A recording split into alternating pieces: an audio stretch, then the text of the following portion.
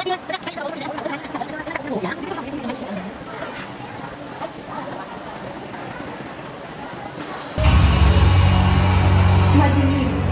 masukal, tahimik at mapanganib. Ito ang mga katangian ng isang lubak na mapaglaw at dito rin nagsisimula ang kwento ng matamis na pag-ibigan nilang Durante at Laura. Sa gitna ng gubat, isang lalaking nakatali sa puno na animoy binugbog ng paulit-ulit at hinago ang kanyang hininga. Ang pangalan niya ay Florante. Habang nakatali sa puno, sinasabi niya ang kanyang mga nakaraan at isa na rito ang Alvaro. Isang kaharian kung saan siya ay sinilang ng ayuay na naman.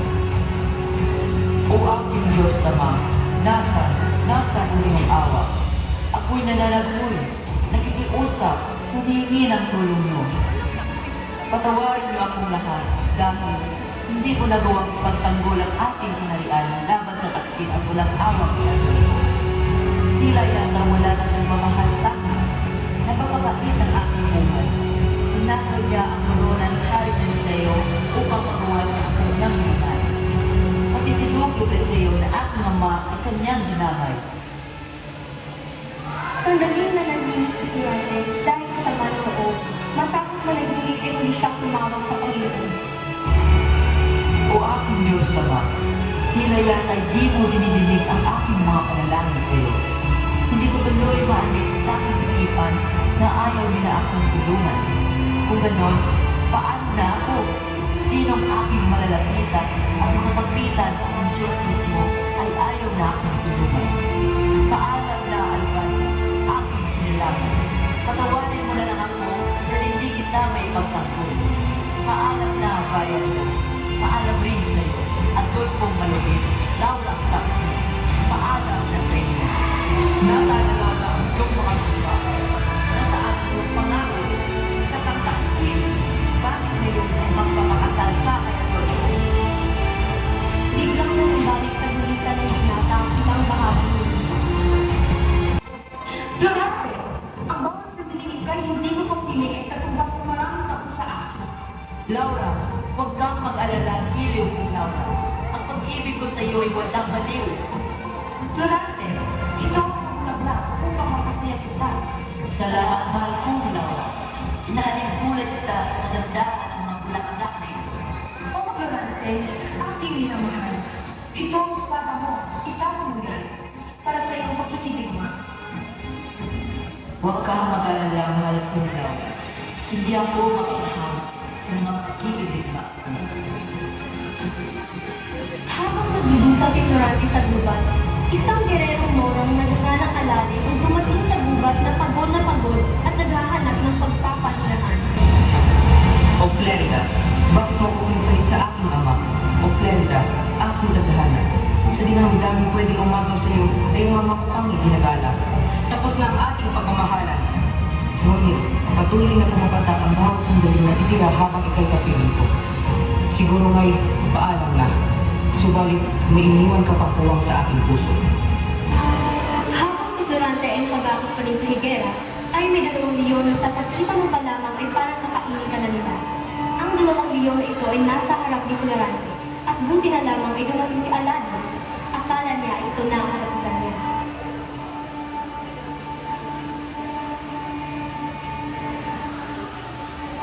Habang si Aladdin ay umiiyak at nagdudusa, ay may narinig siyang hinig sa kagubatan at pagkatapos ay may nakita siyang lalaki.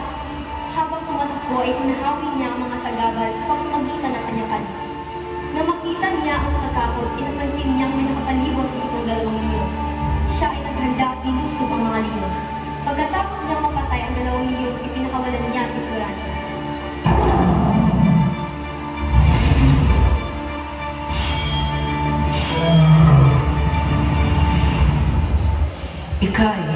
Ikay isang Moro.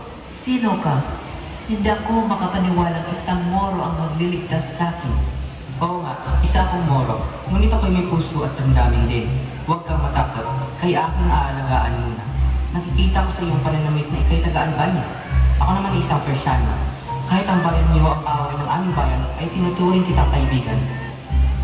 Salamat sa pagkakaligtas mo sa buhay ko. Kung ako'y di mo nailigtas, ay malamang nasa tiyan na ako ng mga pusog na leon. Walang anuman. Sino po bang tutulungan kundi tayo rin parehong sa aming palad? Dito ako ng pahinga, kaibigan. Magdamag kitang aakalayan. Hindi ka natulog? Oo, parang ibantayan kita sa gubat dito ng maraming marupangis na hamit. Maraming salamat. Isa kang mabuting kaibigan. Paano kita mapapasalamatan? Magtiwala ka sa akin. Ikwento mo naman kung paano ka nagtagal ito. Ang dalawa ay umupo para magkwentuhan. Pinanganak ko sa bayan ng Albania kung saan si Duki Berceo, ang aking mama, ay nananirahan. Ang ina ko na si Prinsesa Pueresca ay nakatira sa Porton. Ako ay pinangalanan nilang Durante. Mga sanggol sa kasama ko ay muntik na akong nagiging ng isang waiter. Durante! Anak ko! Tulong! Ang aking anak! Bakit ko? Ano ang problema? Ako mahal sa buhay ay niya. Mag-ingat ka sa likod! Opo, aking prinsesa. Buti na lang nakita ng pinsan ko si Manalipo na ako ay nagiging ng waiter. Kaya, dalidali niya itong inana at nakakas. Ang aking anak! Mabuti ka sa mabuti kang kalagayan. Salamat na lang nandito ka, Pinalito. Hindi pa naman makahanap na ang aking anak. Halika't dalhin natin siya sa kanyang ama.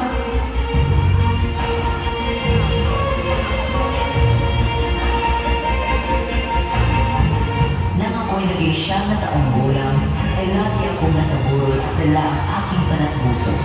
At ako'y naghahanap ng hayop upang tirahin ang aking tanan. Kapag ako'y napagod, ay nagpapahinga at naliligo ako sa batis, kung saan masasayang nag-aawitan ang mga nayales habang tinutugtog nila ang niyales. Ang kanilang kawanay na nakakapagpawala ng aking pagod. Pagkalipas ng ilang taon, ay pinag-aral ako ng aking ama, ngunit ayaw pumayag ng aking ina dahil ako'y lumipas. Bakit kailangan pa niya umalis? Dahil mas maganda ang pagtuturo roon. Kung hindi siya mag-aaral, ano ang kanyang magiging kinabukasan? Sino ang mag-aalaga sa kanya roon? Pangalagaan siya ng kanyang mga guro at kaibigan roon. Sa mga sinasabi ng ama ko, ay nakumbinsi niya si ina upang ako'y lumisan. Naging isang gulang si Florante nang pumasok sa Atenas. Si Antinora Carnantino. Naging kamag-aral niya si Adolfo na anak ng Conde Sileno. Humarap si Adolfo sa kapatid ng Florante. Ngunit sila ay hindi naging malapit sa isa't isa. Pagkaraan ng 6 na taon, ay natuto si Florante ng astrologiya, matematika at filosofiya. Florante, mahiyain ka ba? Ako nga pala si Antonio, at ako ang magiging guro mo sa paano ng Atenas. Salamat po. Pagkasustino kayo sa ngayon. Ayaw ko po kasing umalis sa Albania. Ngayon mo, nangyitas niya. Ating panalangin sa loob ng pagsusunan ang pag-uminilin. Surante, pagkaligay siya sa mga balin. Ito ang pag-uminilin ng mga paano ng balin.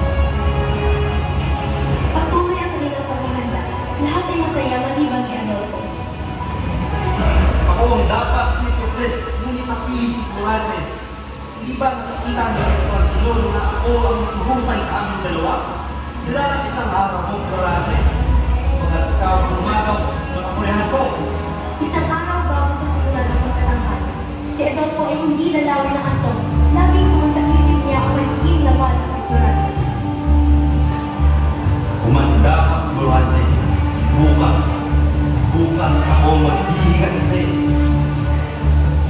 At nang dumating na ang pagtatanghal ng dula, pinakilala ang pangunahing tauhan ng Kasekaya, si Florante.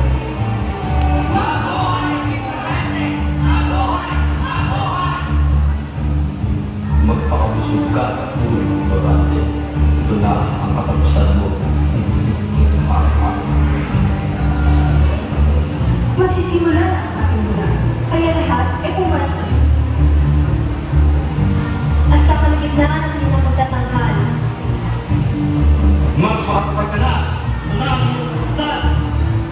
sa halip na sabihin ng nasa orihinal, ngunit iba ang sasabi ni Adolfo. Ikaw ang tumagaw ng mga panagpapalala at ikaw namatay. Namatay ka! Bitawan ko yan! Ano ang mangyayari dito?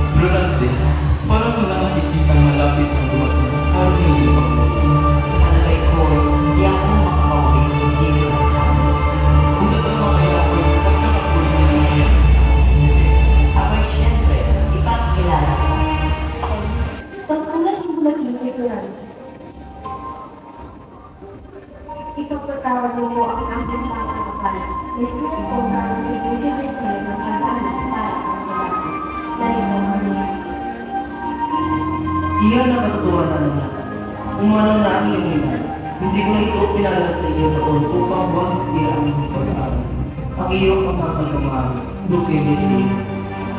Hindi! Hindi maaari ito! Maaari na ina, bakit mo ako iniwan? Hindi man lang tayo nakita na matagal sa lahon. Hindi! Hindi ka maaari mamatay! Pagdating sa urban, Puso, biglang may dumating na isang mensahero. Ito'y galing sa iyong minunan sa mga ko sa kutunan. Kailangan niya ang punong nangyari ngayon sa iyo. Nakapagod ng mga kaawa ng muro o kutunan sa pamumuno ng ilang sa sinilay. kaya mati. Anong basan niyo, mahal na Duque? Hindi naman kaya sa sandali ko magama. Noong hindi na nagsadya sila sa palasyo ni Hari Liseo at nang magkaharap sila ay, Mabuti ang sadya ka ng tao. Ang tunay na kailangan sa nagpapalito. O Duque, sinong ginasama mo? Ang iyas na ito ay siya kumuha ng bunying ginero. Ang ating ipangarap ng sabi sa iyo na magiging naligin ang sito. Ang bugtong mo anak, nakakarating lang ang mula sa atin. Si Florentine na inihandol sa mga niya, hindi lang na isang masalit na alagay. Hari Pool, ako ngayon ay sa iyong utos. Mabuting sandali. Mula ngayon ay pananalit ang hinaram natin sa natin. narito ka na kayo. O Laura, anak ko. Sa kagustuhan na rin ng hari, ang magandang si Laura ay nakaumpok nila sa pag-uusap na iyon. Kakaibang damdamin ang nagama ni Florante. Halos itong ito at di tumibong sa liga si Florante at lahat sumusulyak sa kamandahan ni Laura at dilingid sa kanya ay hindi ang nagaramang nila. Napakaganda niya. Ano kaya itong nararamdaman ko? Pag-ibig niya ba ito? Ay, huwag mong binata. Sino kayo siya? Lumipas sa sinaan. Hindi niyo nakatilaan na. Ang kalambutan na darama ko yun ay nagsimula ng kayo. Kung ngayon, kinamulapot ko ang una natin sa pagkikitan. Hindi mo ako nauunawaan, Laura. Ang kalambutan ko sa ng aking ganda ay nabukod sa iyo, hindi ko maipahayag. Subalit, sa pagkakataon ito, ikamamatay ko kung di mo magabatid, ikaw ay aking iniibig, Laura. Laura, iniibig kita, at kung hindi kalabisan ay nais kung bago ako magtungo sa digmaan, ay bigyan ng liwanag ang isinang ko. Hindi ko na sulusin sa kalungkot, Florante. Ay, ligaya ko. Sapat na ang mga lumang iyan upang sabihin kong ako ang pinakamalapad sa daigdig. Florante, lumakad ka na at umaasa kang pagkukubayan ka ng aking madalaman. Ang iyong pag-ibig ang iyong magiging sandigan at aking tagumpay. Paalam, mahal ko. Ikaw pa na ako, Mario. Pagsubukan mo yun ang dapat ko. Ito ang nalabagan sa iyo. Ito ang mga mo, Mario.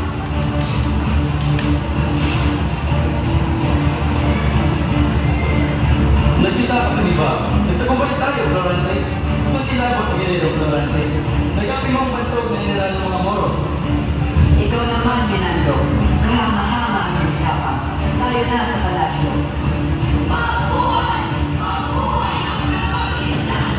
Iniisip ng Florante ang kanyang minamahal na si Laura. Umalis sila agad sa palasyo, ngunit mayroong namansin si Florante. Minando, hindi ba ako naman ipaglalamang? Tingnan mo, ang matawag ng muro ay nakitaas ng palasyo ng Usan. Nasasakot kayo ng moro kalbanya. Pinasok nila habang tayo nasa Na may kasama silang babae, General. Hindi ko gaano maaningan. Diyos ko, si Laura, siya nga. Laura, oh, aking ka na ngayon. Wala na iyong na mahal na si Florante para sa ipinka.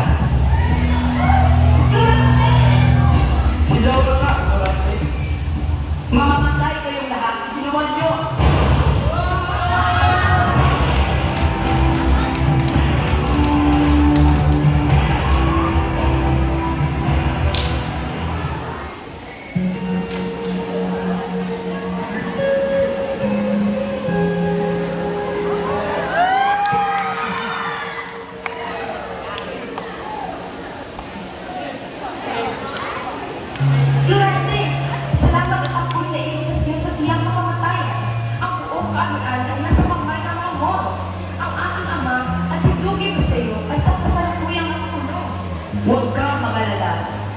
ngayon ay tatalakayin natin ang palasyo.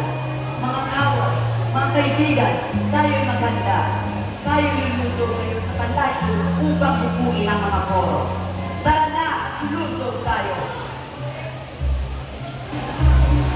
Walang lakas at katapangan ang nakahadlang sa kanila. Ang mga kaaway ay parang dinaanan ng salot. Kabi-kabila ang mga bangkay ng moro. At pagkatapos sila nooy, agad-agad nilang pinasok ang palasyo upang ilabas ang pagitan ng hari at ama ng Laura. Ama, harinig sa iyo. Nasaktan ko ba kayo? Durante, anak ko, maayos naman kami ng natin. Salamat at sinabot ng aming buhay. Hindi ako nagkamaling gamit ng mineral ng aming upo. Ikaw na ang delikado na dumarat sa aking panaginip. Subalit, may isang hindi natuwa. Si Adon. Hanggang sa kanyang magmahal-mahal, meron ng ating silang kahoy. Ako ang ating niyawag ng sila. Ang tagumpay ni Florante isinundan pa ng lalong marami at malaking kapanalunan. 17 kaharian ang gumala at sumuko sa kanya katapangan.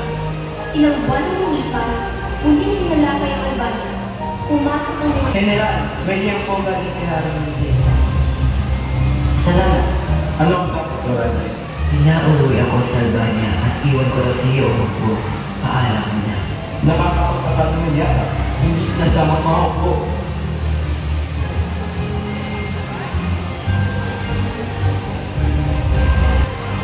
Ano ang ibig sabihin nito? Hindi niyo ba ko kilala?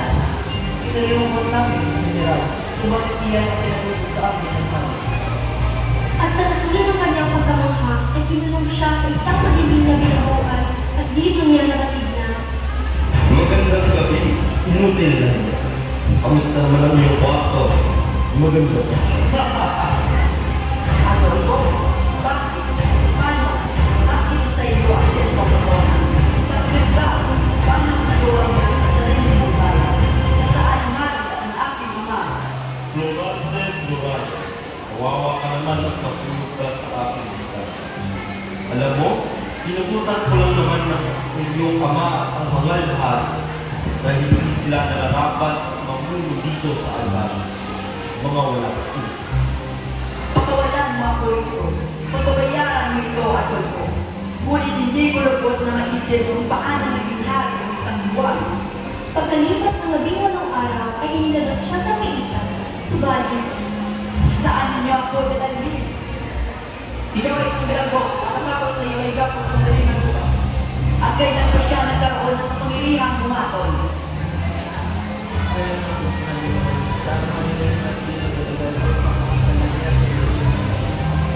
Ano? Kailangan niyo ako. Patutunayan ko na di karapat-dapat mamuno si Adolfo.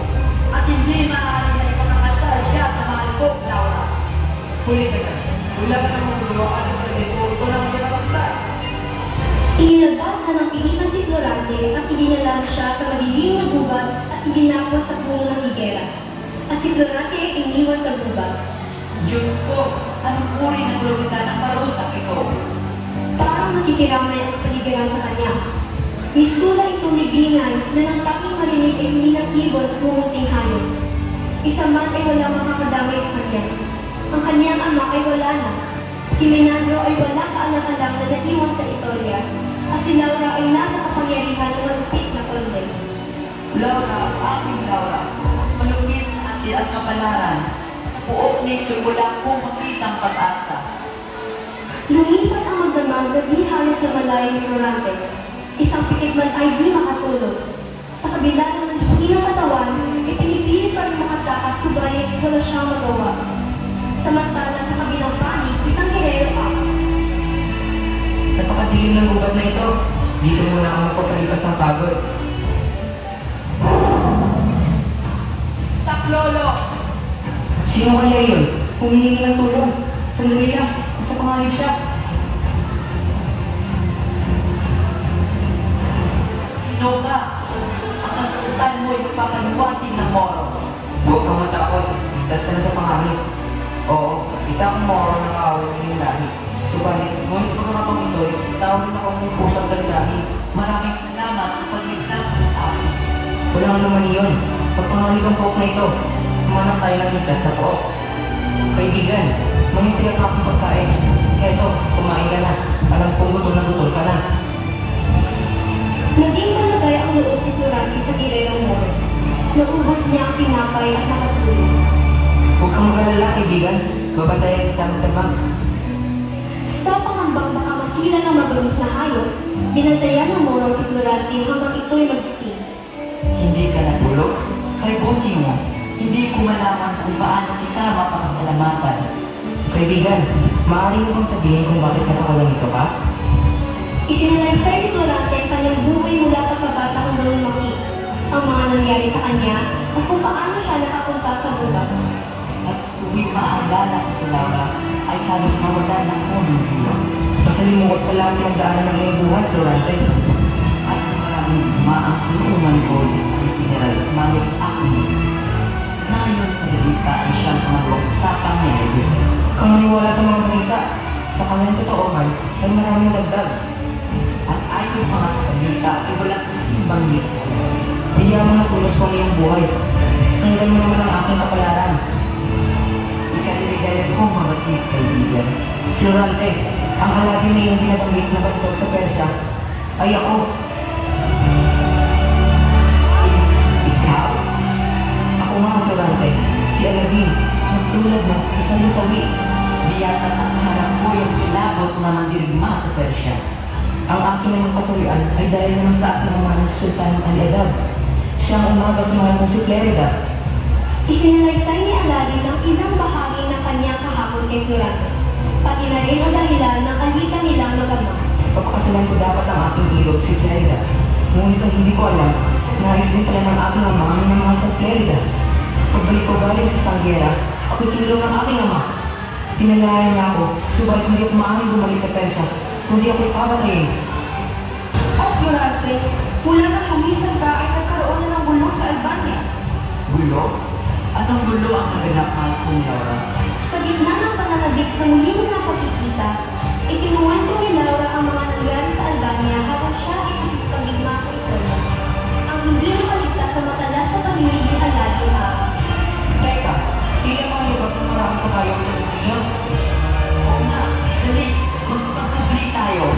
at mula sa kanilang inang kapaglihan ay ito ang nilang nakita. Teka, tila namumukhaan ko ang namumuna. Oo nga, Menandro.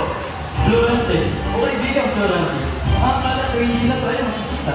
Menandro, salamat. Salamat sa pagdating niyo. Pagkaalis mo ay isang sulat ang tinanggap ko mula kay Laura na ibagsak namin ang mga pagiging na lolo. Nahanap ko kayo pati na sa akin. Subalit hindi ko kayo natagpuan. Habang nagkakwentuhan sila, hindi na nila namalayan na si Laura ay wala na. Tulong! Tulong! Tumahimik ka! Ano yun? Tulong! Pinamahal, bakit ka nandito? Florante, kasalukuyan akong isinangat sa palasyo. Dinalaan ko ni Adolfo sa gubat at dito ako nakita ni Ned na siyang naligtas sa akin. Salamat, ay magkasama na tayo uli. Bumalik sila sa Albania. Kaya ganda ng pagkakataon niyo. Wala nang ligalig sa bahay ng Agam.